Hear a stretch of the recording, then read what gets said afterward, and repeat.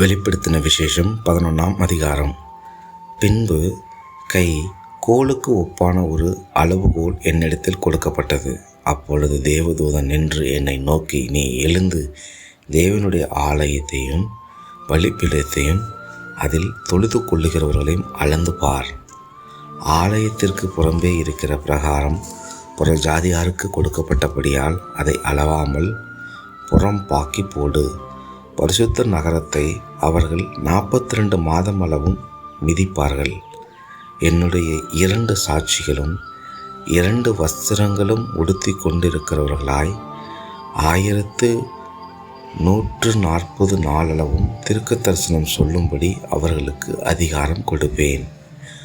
பூலோகத்தில் ஆண்டவருக்கு முன்பாக நிற்கிற 2 ஒலிவ மரங்களும் 2 விளக்கு தண்டுகளும் இவர்களே.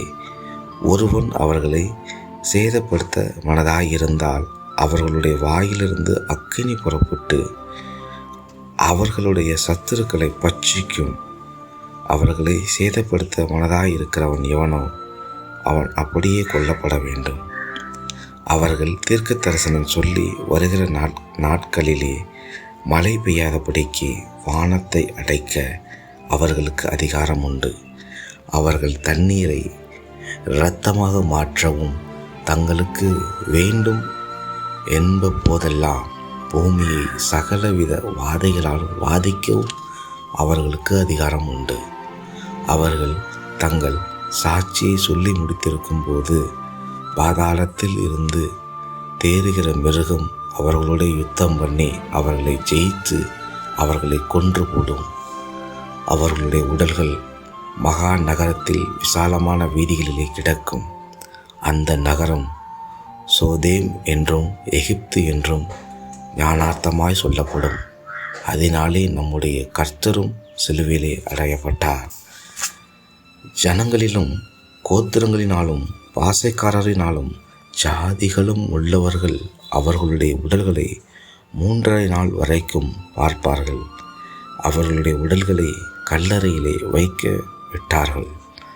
அவ்விரண்டு தீர்க்கதரிசிகளும் பூமியின் குடிகளை வேதனைப்படுத்தினபடியால் அவர்கள் நிமித்தம் பூமியில் குடியிருக்கிறவர்கள் சந்தோஷப்பட்டு களி கூர்ந்து ஒருவருக்கொருவர் வெகுமதிகளை அனுப்புவார்கள். 3½ நாள்களுக்கு பின்பு தேவனிடத்தில் ஜீவ ஆவி அவர்களுக்குள் பிரவேசித்து அப்போது அவர்கள் காலூன்றி நின்றார்கள். அவர்களை பார்த்தவர்களுக்கு மிகுந்த பயம் உண்டாயிற்று.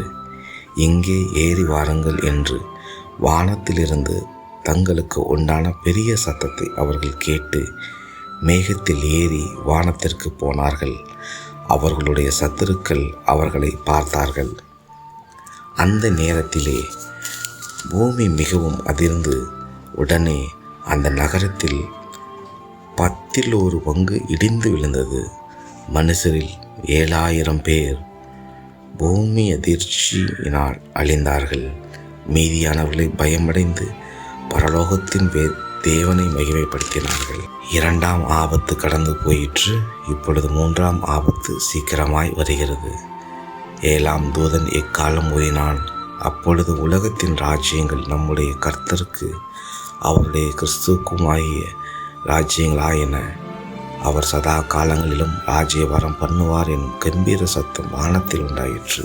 அப்பொழுது தேவனுக்கு முன்பாக தங்கள் சிங்காசனங்கள் மேல் உட்கார்ந்திருக்கிற 24 மூப்பர்களும் முகங்குப்புற விழுந்து, இருக்கிறவரும் இருந்தவரும் வருகிறவரும் ஆகிய சர்வ வல்லமையுள்ள கர்த்தராகிய தேவனே, உம்மை ஸ்தோத்திரிக்கிறோம். தேவரீர் உமது மகா வல்லமையை கொண்டு ராஜ்யபாரம் பண்ணுகிறீர். ஜாதிகள் கோபித்தார்கள். அப்பொழுது உம்முடைய கோபம் மூண்டது. மரித்தோர் நியாய தீர்ப்பை அடைகிறதற்கும் தீர்க்கதரிசிகளாகிய உம்முடைய ஊழியக்காரருக்கும் பரிசுத்தவான்களுக்கும் உமது நாமத்தின் மேல் பயபக்தியாயிருந்த சிறியோர் பெரியோருக்கும் உமது நாமத்தின் மேல் பயபக்தியாயிருந்த சிறியோர் பெரியோருக்கும் பலன் அளிக்கிறதற்கும் பூமியை கெடுத்தவர்களை கெடுக்கிறதற்கும் காலம் வந்தது என்று சொல்லி தேவனை தொழுது கொண்டார்கள். அப்பொழுது பரலோகத்தில் தேவனுடைய ஆலயம் திறக்கப்பட்டது. அவனுடைய ஆலயத்திலே அவனுடைய உடன்படிக்கையின் பெட்டி காணப்பட்டது. அப்பொழுது மின்னல்களும் சத்தங்களும் இடி முழக்கங்களும் பூமி அதிர்ச்சியும் பெருங்காற்றும் மழையும் உண்டாயின. ஆமேன்.